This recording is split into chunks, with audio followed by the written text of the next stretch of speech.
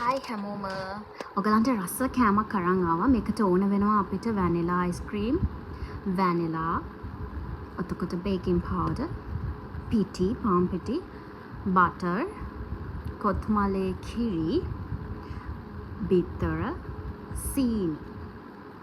එතකොට කිරි අයිස්ක්‍රීමුයි මේකෙන් අන්තිමට දාන්න තමයි තියෙන්නේ. ඉතින් මේ කෑම එක ඇවිල්ලා කේක් එකක් හදලා ඒ කේක් එකට අපි කිරි අයිස්ක්‍රීමුයි දාලා රස ඩෙසර්ට් එකක් තමයි හදන්න යන්නේ.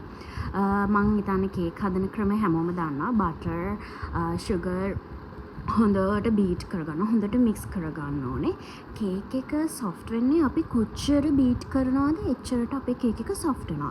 ඉතින් අපේ ගාව බීටර් එකක් තිබ්බා, බට් ඒ වුණාට මට ඕනේ වුණා හතින් ඔක හොඳට ස්ටර් කරන්න. ඊට පස්සේ වම් එක හොඳට බීට් කරා. ඉතින් ඒක බීට් කරන්න ඒක මාර විදිහට සොෆ්ට් වෙනවා කේක් එක. ඔයගලන්ට කියන්න බෑ එච්චරටම සොෆ්ට් කේක් එක. මේක හොඳටම බීට් කරලා අපි පාන් පිටි ඇඩ් කරන ටයිම් එකේ කිරි චුට්ටක් ඇඩ් කරන්න. එතකොට කේක් එක මේ ගොඩක් සොෆ්ට් වෙනවා. ඔය කේක් එක බේක් කරලා ඉවර වෙලා මම පංගුවක් විතරයි ගත්තේ, ෆුල් කේක් එක ගත්තේ නෑ. මං හිල් ටිකක් දාලා ඕකට දැන් කිරි වක් කරන්නයි යන්නේ. ඉතින් මේක හරිම ලේසියි හදාගන්න. ඕනම කෙනෙක්ට ගෙදර try කරලා බලන්න පුළුවන් හදන්න. ඔය හෝල්ස් ඔක්කොම හොඳට දාගත්තට පස්සේ හිමීට පොඩ කිරි දාගන්න.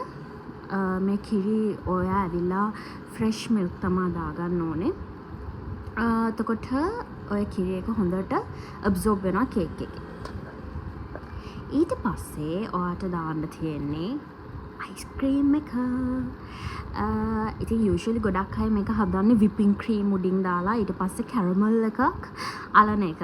ඉතින් අපිට ඔච්චර දෙයක් කරන්න බෑ. ඉතින් most affordable විදියට මේ ස්වීට් එක හදන්න යන්නේ අයිස්ක්‍රීම් එකතු කරලා. ඉතින් අයිස්ක්‍රීම් එක ෆුල් එකට දාලා කන්න විතරයි තියෙන්නේ. thank you, bye bye.